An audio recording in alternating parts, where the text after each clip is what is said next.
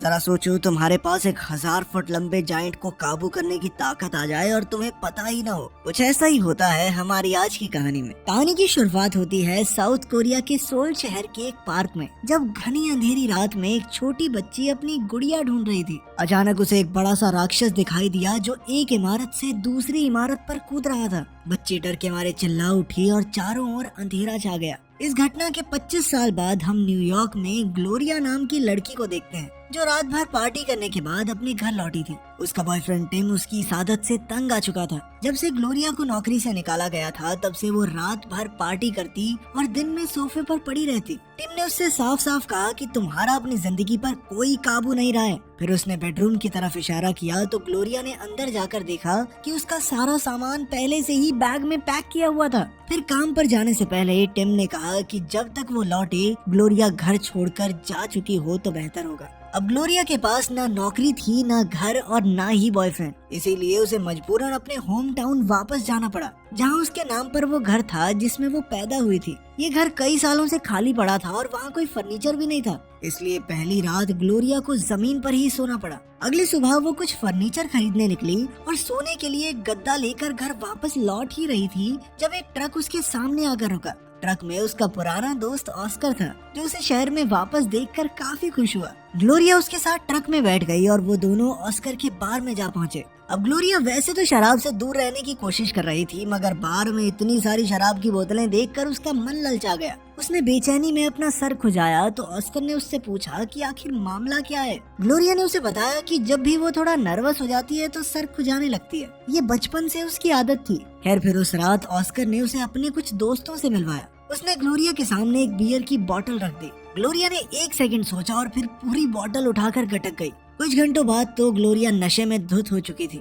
इसके बाद ऑस्कर के 2 दोस्त गैरेथ और जोल भी वहाँ आ गए। जल्द ही ऑस्कर सबके लिए एक एक बियर और लेने चला गया और तभी जोल ने ग्लोरिया को किस करने की कोशिश की। ये देखकर ऑस्कर को कुछ अच्छा नहीं लगा और वो अपनी चाबियां उठाकर वहाँ से चला गया। ग्लोरिया तो अब भी नशे में थी और खुद ही उसे अपना गद्दा घसीट कर ले जाना पड़ा। रास्ते में वो अपने पुराने स्कूल के प्लेग्राउंड के बीच से गुजरी और किसी तरह सुबह तक घर पहुँच ही गई। घर पहुंचकर उसने गद्दा खोला और आराम से सो गई। तब उसे सपना आया कि अपने बचपन में वो एक जंगल में भटक रही थी। अचानक आसमान काला हो गया और बिजली चमकने लगी।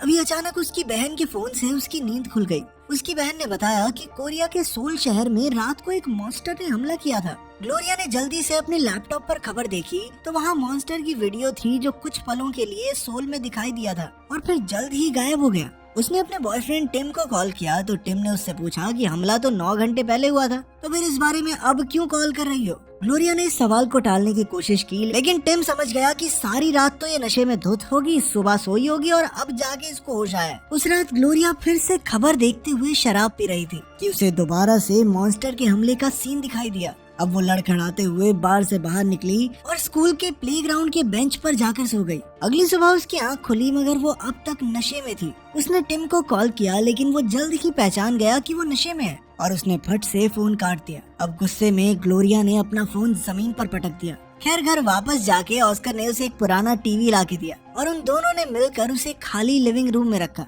फिर ऑस्कर ने उसे बताया कि कल रात को वो राक्षस फिर से आया था सोल में, लेकिन इस बार वो पहले की तरह चला नहीं, बस एक जगह पर खड़ा रहा और हाथों से अजीब इशारे कर रहा था। ऑस्कर ने कहा कि वो राक्षस हर रात ठीक 8:05 पे आता है। फिर ऑस्कर ने इंटरनेट से ग्लोरिया को राक्षस के पहले हमले की वीडियो दिखाई, जो आज से लगभग 25 साल पहले हुआ था, मगर तब उसे एक बार ही देखा गया था और लोगों ने इसे भ्रम समझ के भुला दिया। खैर, टीवी सेट करते हुए ऑस्कर ने उससे पूछा कि क्या उसे कल रात की कोई बात याद है। इस पर ग्लोरिया ने जवाब दिया कि उसे कुछ भी याद नहीं। असल में कल रात को ग्लोरिया ने ऑस्कर के सामने अपने सारे दुखड़े रो दिए कि कैसे वो पैसों की तंगी से जूझ रही थी और उसका हाल ही में ब्रेकअप भी हुआ था। और फिर ऑस्कर ने उसे अपने बार में नौकरी का ऑफर दिया था। नौकरी की बात सुनकर ग्लोरिया इतनी खुश हुई कि उसने ऑस्कर को गले लगा लिया। तभी उसने टीवी पर देखा कि राक्षस भी उसी तरह अपना सर खुजा रहा था जैसे वो नर्वस होने पर खुजाती है। फिर उस रात जब वो बार में काम कर रही थी तो उसने देखा कि राक्षस इस तरह खड़ा था जैसे वो फोन पर किसी से बात कर रहा हो,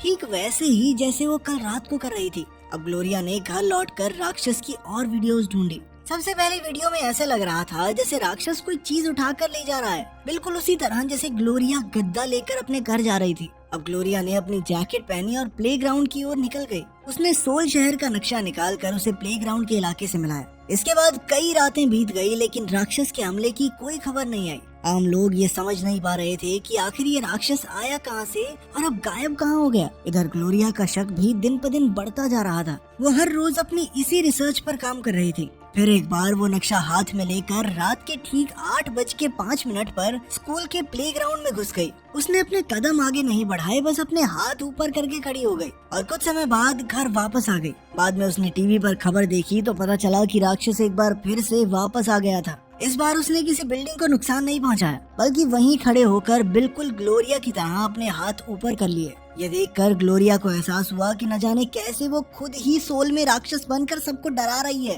अब उसने टिम को फोन करके बताया कि उसे यहाँ एक नौकरी मिल गई है। लेकिन तभी दरवाजे पर घंटी बजी और ग्लोरिया भूल गई कि वो टिम के साथ फोन पर थी। इधर ऑस्कर और गैरेथ उसके लिए सोफा लाए थे। उन्होंने सोफा सेट किया और फिर ग्लोरिया को अपने साथ काम पर ले गए। फिर काम खत्म होने के बाद ग्लोरिया, ऑस्कर और उसके दोस्त शराब पी रहे थे कि अचानक ग्लोरिया कहने लगी कि तुम लोगों को पता है वो मॉन्स्टर तुम्हारी बहन है, ठीक है। ये सुनते ही सब भौचक्के रह गए और उन्होंने मिलकर प्लेग्राउंड जाने का फैसला किया। वहाँ जाकर उन्होंने सोल में चल रही लाइव फीड खोली और फिर ग्लोरिया प्लेग्राउंड में घुसकर नाचने लगी। कुछ ही पलों में सोल में एक बार फिर से राक्षस प्रकट हुआ और वो भी हूबहू ग्लोरिया की तरह नाच रहा था। कोरिया की सरकार ने राक्षस पर हेलीकॉप्टर से मिसाइल छोड़ी तो जहाँ जहाँ मिसाइल लग रही थी ग्लोरिया को भी दर्द महसूस हो रहा था। वो अब भी नशे में थी, इसलिए उसने गुस्से में हवा में मुक्के मार दिए और उधर सोल में इस वजह से राक्षस के हाथों एक हेलीकॉप्टर तबाह हो गया। जब ग्लोरिया को पता चला कि उसकी वजह से हेलीकॉप्टर में बैठे इंसानों की जान चली गई तो उसे बहुत पछतावा हुआ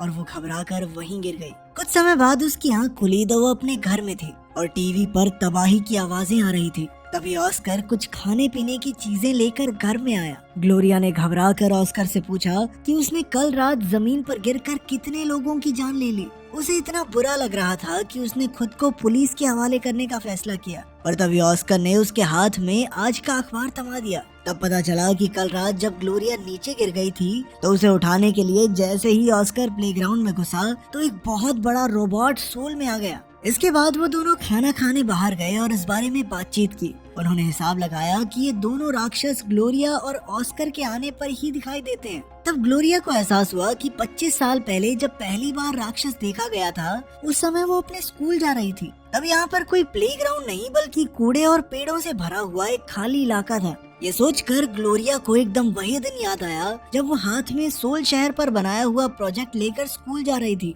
वहीं ऑस्कर उसके पीछे अपना प्रोजेक्ट लेकर चल रहा था।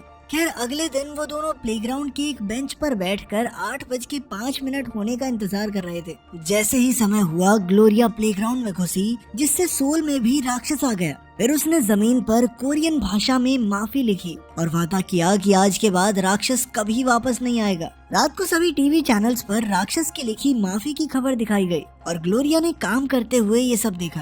बाद में काम खत्म होने पर वो ऑस्कर और उसके दोस्तों के साथ शराब पीते हुए बातें कर रही थी। बाद में जब जोल घर वापस लौटा तो कुछ ही देर में ग्लोरिया भी वहाँ पहुँच गई। उन्होंने साथ में कुछ प्यार भरे लम्हे बिताए और फिर अगली सुबह जब वो घर जाने लगी तो उसने टीवी पर देखा कि सोल में उस बड़े से रोबोट ने एक बार फिर से आतंक मचा दिया था। ग्लोरिया ने जोल को उठाया और वो दोनों तुरंत प्लेग्राउंड की ओर भागे। उन्होंने देखा कि ऑस्कर वहाँ नशे में धुत होकर अजीबोगरीब हरकतें कर रहा था और साथ में सोल शहर की लाइव स्ट्रीम देखकर हंस रहा था। तब ग्लोरिया ने उसके पास जाकर उसे खूब डांटा मगर ऑस्कर कहने लगा कि कम से कम उसके रोबोट ने ग्लोरिया के मॉन्स्टर की तरह किसी की जान तो नहीं ली। ग्लोरिया ने प्लेग्राउंड में घुसकर उसे बाहर जाने को कहा मगर ऑस्कर नहीं माना तो ग्लोरिया ने उसे थप्पड़ जड़ दिया। फिर रात को जब बार बंद करने का समय आया तो ऑस्कर ने टीवी पर देखा कि उसके रोबोट को ग्लोरिया के राक्षस से जो थप्पड़ पड़ा था उसकी वीडियो देखकर सभी लोग हंस रहे थे। अब उसे शक होने लगा था कि जोल और ग्लोरिया का चक्कर चल रहा है। तब पता चलता है कि ग्लोरिया कई दिन से शराब नहीं पी रही क्योंकि उसे डर था कि वो नशे में प्लेग्राउंड में न पहुंच जाए।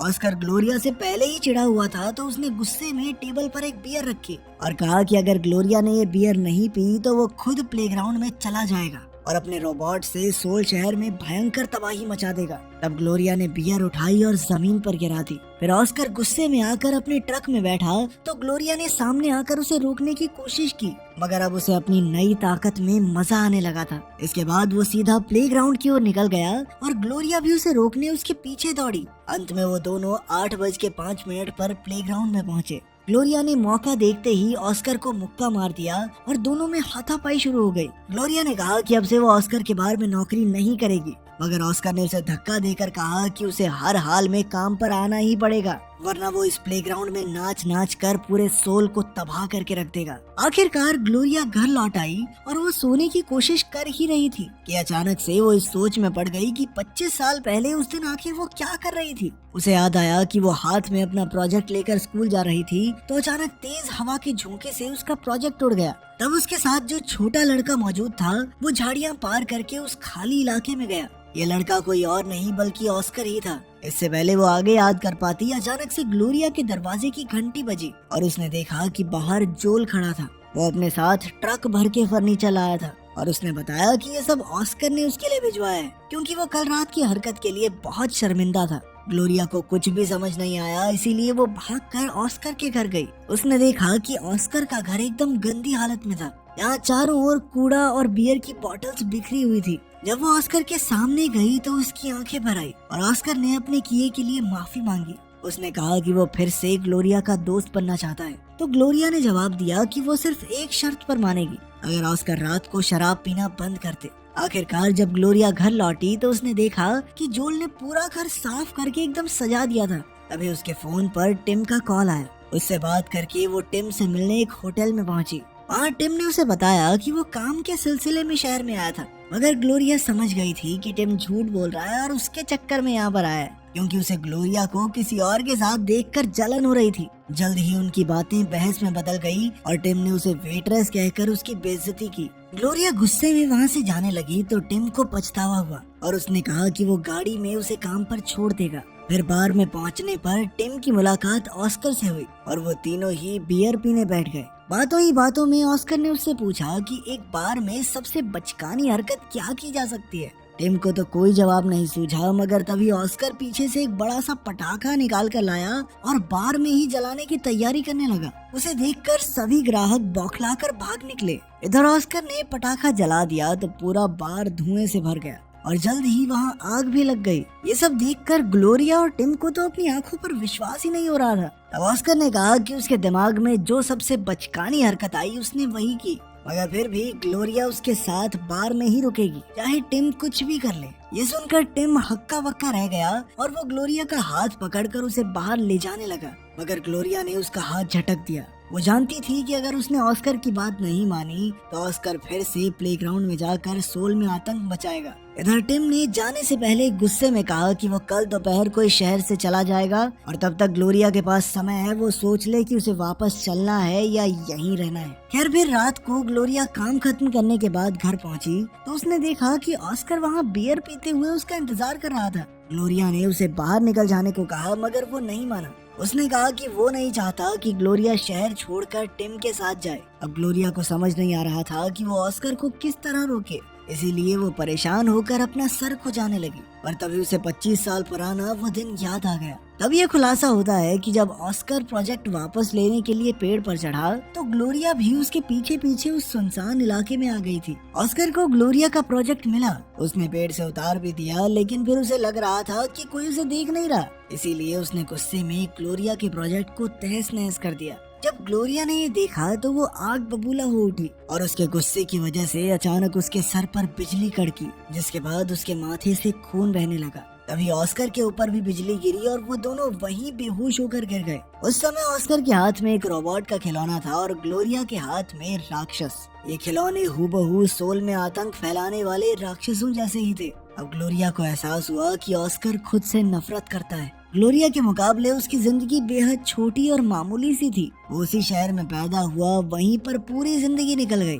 वो बचपन से ग्लोरिया से जलता था। अब ग्लोरिया ने ये सब उसके मुंह पर कह दिया और फिर टिम को फोन किया, मगर तभी टीवी पर अलार्म बज गया और ग्लोरिया और ऑस्कर समझ गए कि जल्द ही 8-5 होने वाले हैं। ऑस्कर तुरंत बाहर की ओर भागा, मगर ग्लोरिया ने उसी पल एक कुर्सी से उस पर हमला कर दिया। फिर ऑस्कर ने भी एक लकड़ी के टुकड़े से ग्लोरिया पर वार किया तो ग्लोरिया ने उस पर पूरी बुक शेल्फ गिरा दी, मगर जैसे तैसे ऑस्कर भागकर खिड़की से कूद गया और फिर पुल से होते हुए सड़क पर भाग गया। अब ग्लोरिया भी तेजी से उसके पीछे दौड़ी। प्लेग्राउंड पहुंचते ही दोनों में जबरदस्त लड़ाई शुरू हो गई। ऑस्कर ने उस पर एक के बाद एक जबरदस्त वार किए, जिससे वो चक्कर खाकर जमीन पर गिर गई। अब ऑस्कर वैशी दरिंदे की तरह हंसता हुआ प्लेग्राउंड में इधर उधर चलने लगा और वहीं सोल शहर में रोबोट राक्षस ने कई सारे मोहल्ले तबाह कर दिए। आखिरकार ग्लोरिया घर लौट आई और तभी उसकी नजर अपने दीवार पर लगे वर्ल्ड मैप पर गई, जो अब उल्टा हो गया था। ये देखते ही उसके दिमाग की बत्ती जली और उसने अपना सामान बांधा